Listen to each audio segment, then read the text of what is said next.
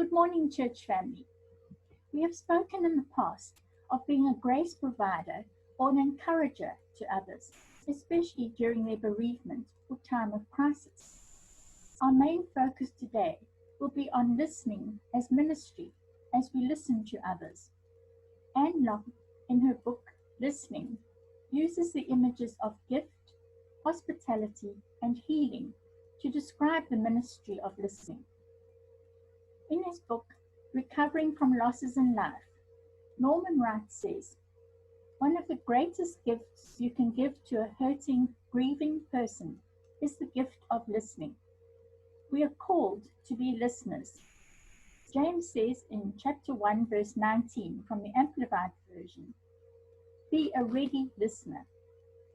Through listening, we nurture and validate the feelings of others, especially when they are experiencing difficulties in life. In Proverbs 20, verse 12, we read, "Ears that hear and eyes that see, the Lord has made them both." When we listen to others, we give them a sense of importance, hope, and love. They realize that they have value and are worth listening to, that they matter. Listening is paying attention to what someone is sharing with you, not just what they are saying to you.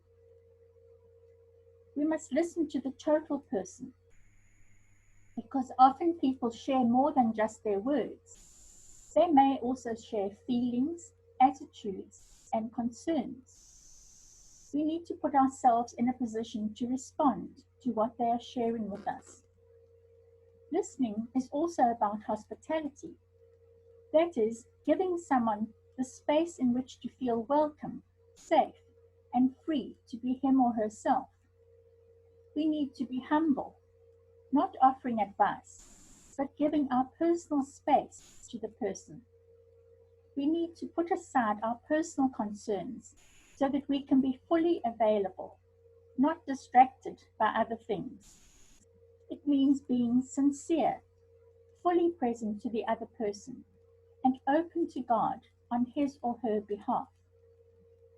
Listening involves caring enough to take seriously what the other person is communicating. When we listen lovingly, we invite that person into our life as a guest. If we are good listeners, people will trust us and feel safe with us. Listening means caring for and empathizing with the person we are listening to, trying to understand their thoughts and feelings. We are concentrating on what is being said, not thinking about how to answer them. Empathy is about seeing the world through the other person's eyes and trying to understand how they are feeling. Norman Wright says, "Nurturing listening is very important in helping others. You listen for the emotional content behind the message being shared and reflect it to the speaker in an empathetic manner in your own words. Nurturing listening conveys support, caring, and acceptance for the person and his or her point of view. It extends a warm invitation to share their deepest joys, concerns, or hurts with you.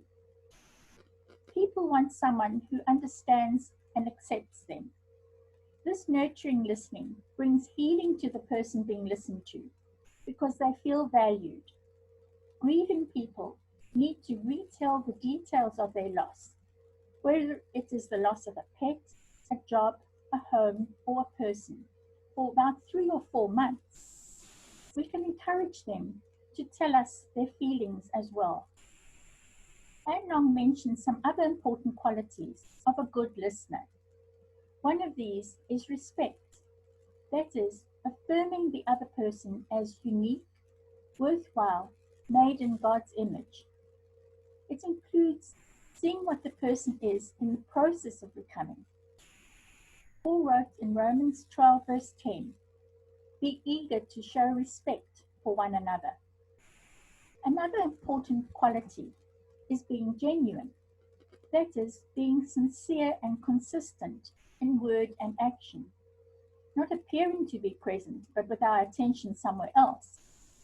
Respect and genuineness are part of empathy.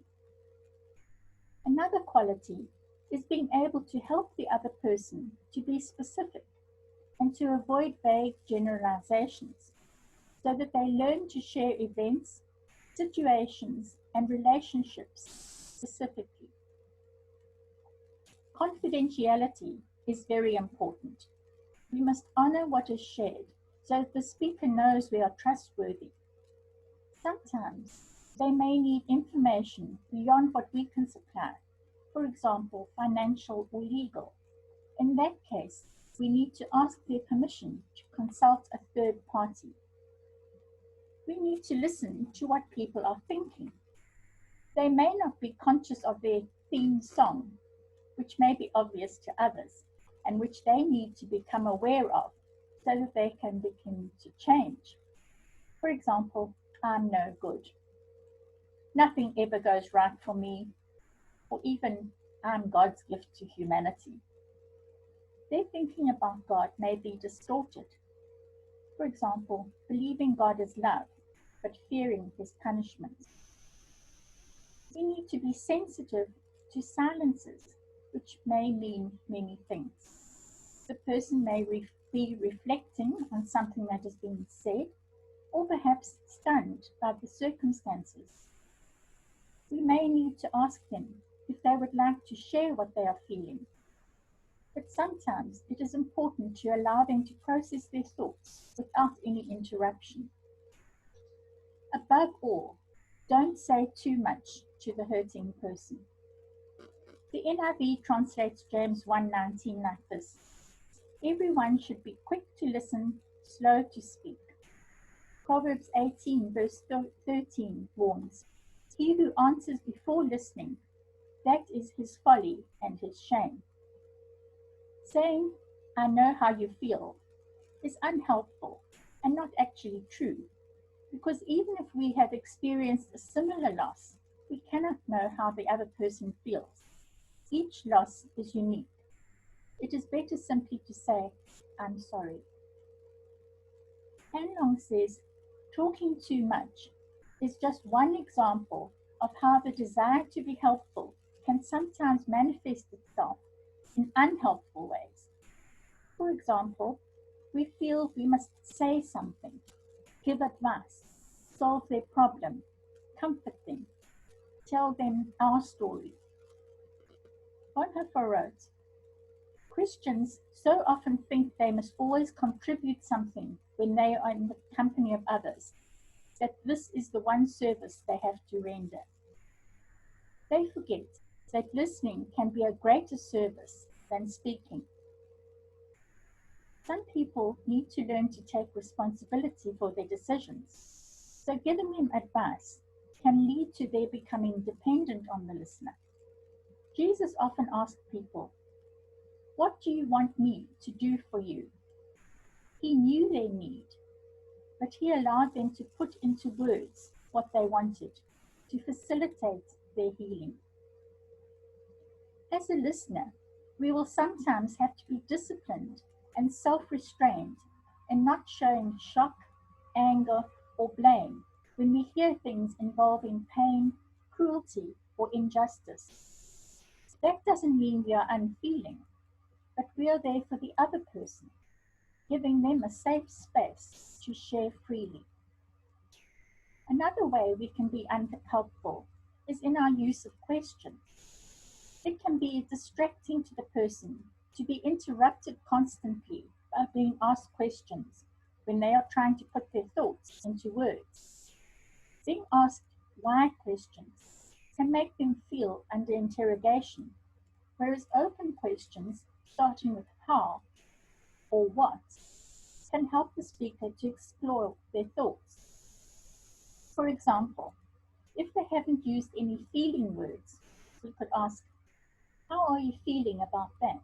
Or, what for you is at the heart of what you've been saying? The speaker can be encouraged to move forward by asking them, is there anything you need to do about this? They then take responsibility for their decisions and actions.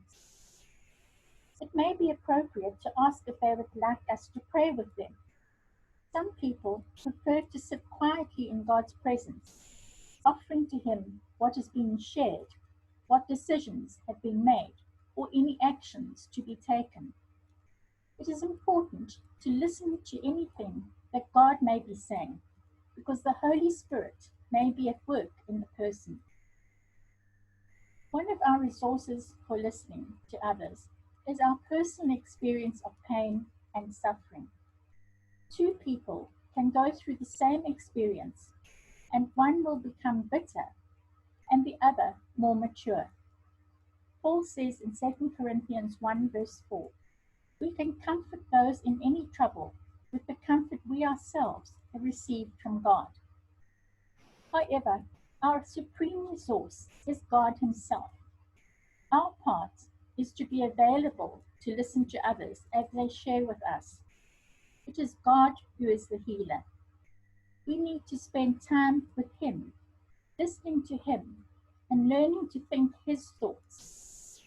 He will open to us His gifts of discernment, knowledge, wisdom, and words, bringing fresh insights and truths into our everyday lives.